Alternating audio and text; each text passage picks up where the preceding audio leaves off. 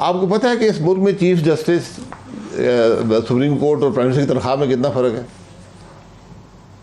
आप कोई अंदाज़ा लगा लें। खासा तकरीबन मुझे अंदाजा है 20%, 30%, मैं ख्याल 4-5 गुना ज़्यादा है। 10 गुना, 10-15 गुना फ़र्क है। तो 2-2.5 लाख और मैं ख्याल 16-17 लाख जी, 1,35,000 प्राइम मिनिस्टर को मिलते हैं। तो बाकी अब हिसाब लगा लें बाकी को क्या मिलता है।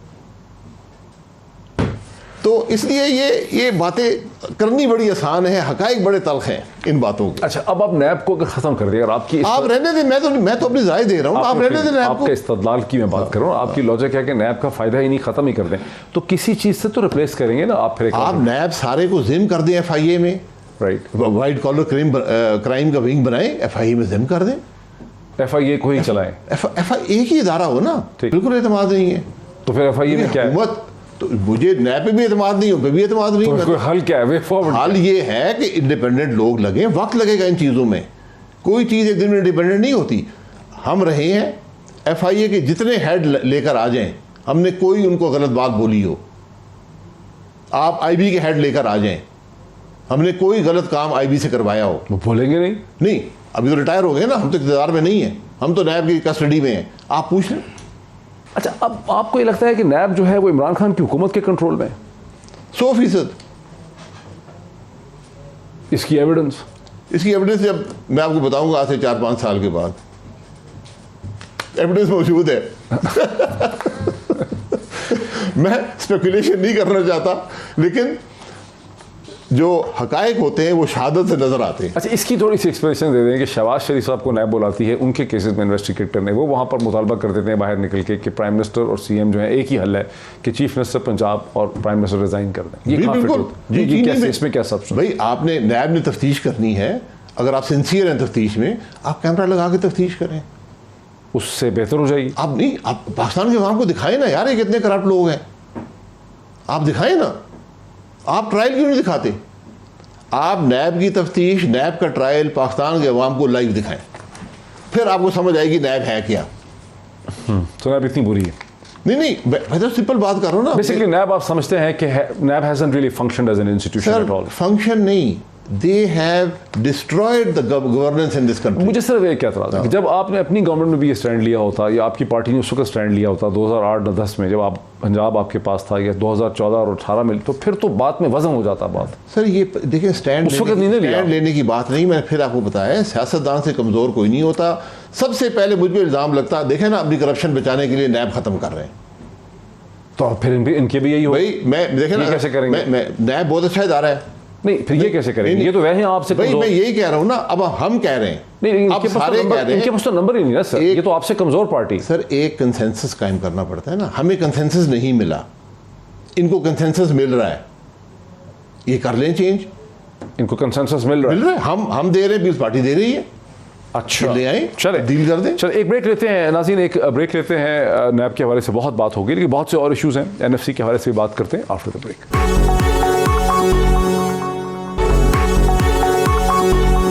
नाज़रीन वेलकम बैक। नाज़रीन PMLN के सीनियर रहनुमा और पाकिस्तान के साबिक़ वज़ीर आज़म जनाब शाहिद खाका नवासी साहब मेरे साथ स्टूडियोज़ में तशरीफ़ रखते हैं और बात को उनके साथ आगे बढ़ाते हैं। खाका नवासी साहब, लास्ट टाइम भी जब मेरी आपसे डिस्कशन हुई थी तो 18th अमेंडमेंट और NFC अवार्ड के हवाले से हुई थी। आपने कहा 18th अमेंडमेंट का मसला नहीं है सेंटर और प्रोविंसेस के दरमियान रिसोर्स डिस्ट्रीब्यूशन, ये दरहकीकत 7th NFC अवार्ड है। अब जब 10th NFC अवार्ड बुनियादी तौर पर वो उसको इस्टेब्लिश किया जा रहा है, जिसको डॉक्टर हफीज़ शेख हेड करेंगे उसकी मीटिंग्स को, तो आपकी पार्टी ने रखना अंदाजी करते हुए एक टेक्निकल इशू उठा के उसके खिलाफ पिटीशन ले आए हैं खुर्रम दस्तगीर साहब। जी हम नहीं लाए, सिर्फ सिंध गवर्नमेंट ने 3 सफ़े का ख़त लिखा है कि आपने ये कमीशन ही गलत बनाया है। ये तो सिंध का तो चले अलग मौक़िफ़ है, तो हमारा भी मौक़िफ़ है कि आप गलत, आपने कमीशन ही गलत बना दी है। आपका तो मौक़िफ़ सिर्फ ये है कि ये बंदा जो है ये चूँकि डायरेक्टली इलेक्टेड नहीं है, ये टेक्निकल इशू है। ये टेक्निकल नहीं है, ये NFC अवार्ड बनने की रिक्वायरमेंट है। फ़र्क क्या टेक्निकल ना समझें, इससे फ़र्क क्या पड़ेगा? सब्सटेंटिव फ़र्क क्या पड़ेगा? फ़र्क अमेरिकन को दे दो, आपको बेहतर कर देगा। आपका अपने जो कानून है वो कह रहे हैं कि ये कॉन्स्टिट्यूशन होगी NFC। डॉक्टर हफीज़ शेख तो इलेक्टेड एक डिफेक्टो फाइनेंस मिनिस्टर की हैसियत से 1 साल से ज़्यादा तो काम कर रहे हैं ना, सारे डिसीजन तो वही कर रहे हैं, वो अपना गवर्नर भी लिया है, वो कर नहीं सकते जब तक प्राइम मिनिस्टर रेटिफाई नहीं करेगा। तो इस केस में भी तो ये प्राइम मिनिस्टर का नॉमिनी नहीं जी, प्राइम मिनिस्टर नहीं रेटिफाई करता, ये कमीशन रेटिफाई करता है। मैं आपको एक और एग्जांपल दे देता हूँ, आपको क्लैरिटी आ जाएगी। मैं आपको क्लैरिटी आ जाएगी, फर्क क्या पड़ जाएगा? आपको क्लैरिटी आ जाएगी। बजट आ रहा है ना, बजट आ रहा है, बिल्कुल आ रहा है। हफीज शेख साहब बजट पेश करके दिखा दें।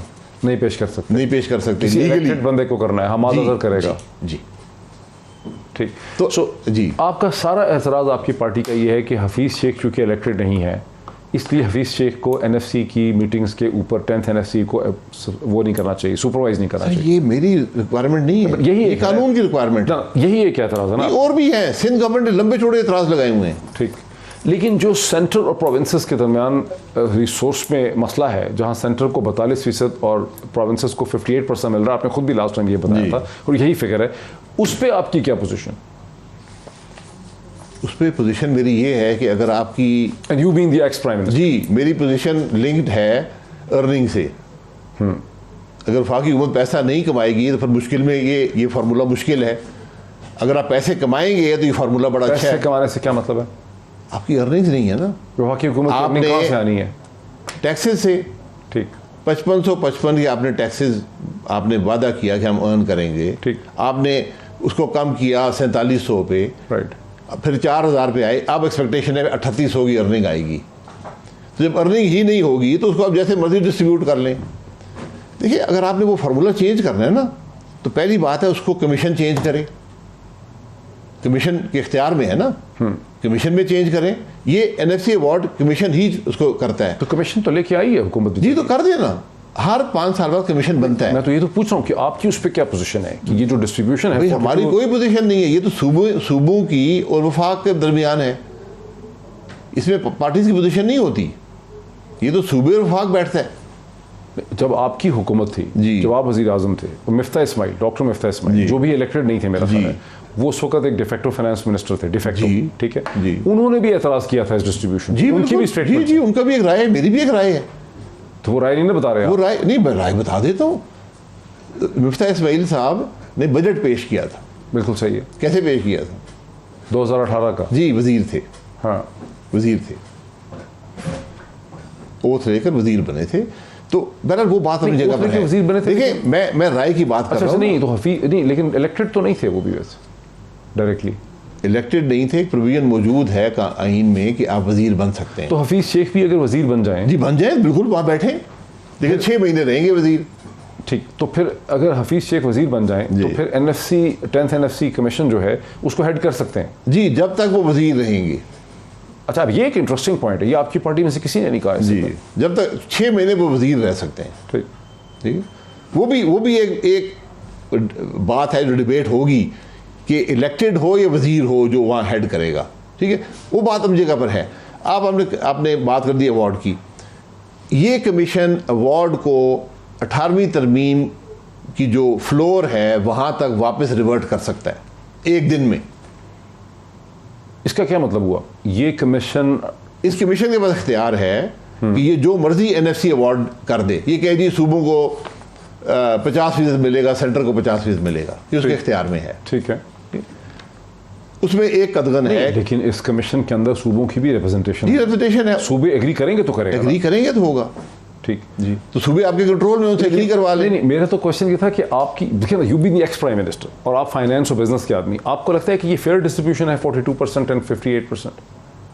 यार, फेयर और अनफेयर की बात नहीं है। तो क्यों नहीं है? इसलिए कि एक हो गया ना, आपने कर दिया, फेयर हो या अनफेयर हो गया है, आपने उसको रिवर्ट करना है। किसी से चीज़ लेना बड़ा मुश्किल होता है, उसको एग्जामिन करें कि क्यों वो किया गया था, इस चीज़ को एग्जामिन करना पड़ेगा। आप उसको कर सकते हैं, आप कर दें, उसके इफ़ेक्ट्स बड़े नेगेटिव होंगे। नेगेटिव क्यों? नेगेटिव होंगे। नहीं, नेगेटिव क्यों होंगे? नेगेटिव इसलिए होंगे कि सूबे अपना टैक्स लगाना शुरू कर देंगे, पहली बात, हर चीज़ पे। ठीक है, जब वो टैक्स लगाएंगे इन्फ्लेशन बढ़ जाएगी। आप भी टैक्स लगा रहे हैं, वो टैक्स लगा रहे हैं। ठीक। दूसरा, अगर आप सूबे के पैसे काटेंगे, सूबा 2 बड़े काम करता है, तालीम और सेहत। सूबा क्या करेगा? वो पुलिस तो कम कर नहीं सकता, एडमिनिस्ट्रेटिव कॉस्ट तो कम हो नहीं सकती, वो तालीम और सेहत को काटेगा। एज ए बिजनेसमैन वैसे आपको क्या फीलिंग है कि जो कोरोना पेंडेमिक से जिस तरह से इकॉनमी बैठी है, स्लो हुई है, कॉन्ट्रैक्शन हुई है वर्ल्ड वाइड, पाकिस्तान के अंदर भी कारोबार नहीं हो पा रहा, खरीदो फरोख्त नहीं हुई, इसका इम्पैक्ट क्या होगा अगले चंद महीनों में? पाकिस्तान पे मिनिमल इम्पैक्ट है। अच्छा, क्योंकि आपकी इकॉनमी पहले ही बैठ गई थी। कोरोना से पहले ही आपकी इकॉनमी सिंक कर गई थी। मतलब क्या हुआ?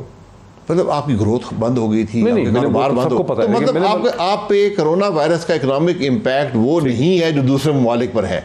ठीक है। यानी अगर एक मुल्क 6-7% ग्रो कर रहा था, उस पर कोरोना का इम्पैक्ट आया और वो 2 पे आ गया, तो उस पर तो बड़ा सीरियस इम्पैक्ट आया ना।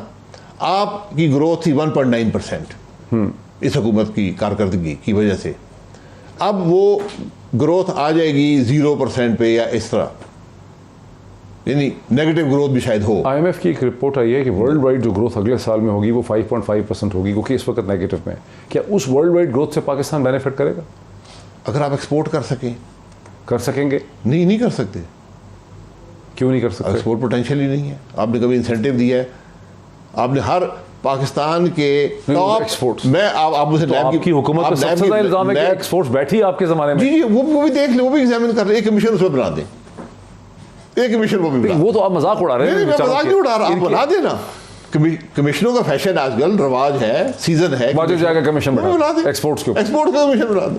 नहीं मैं देखिए, but sir, is this not a fact कि एक्सपोर्ट्स गिरी आपके ज़माने में? पीपल्स पार्टी ने उठाई थी थोड़ी सी। जी हमारे ज़माने में भी वर्ल्ड वाइड एक रिसेशन था, थोड़ा स्लम्प आया था, उसके बाद फिर पिकअप हुआ है। हमारी फॉरेन डायरेक्ट इन्वेस्टमेंट बढ़ी है। हर चीज़ जरा बैलेंस करके देखें ना। अब आप इसकी बात कर रहे हैं कि एक्सपोर्ट्स, पाकिस्तान के जो टॉप 10 टैक्स पेयर्स हैं ना, सब पे नैब के केस हैं माशाल्लाह। वो होल्डर्स पब्लिक ऑफिस नहीं है।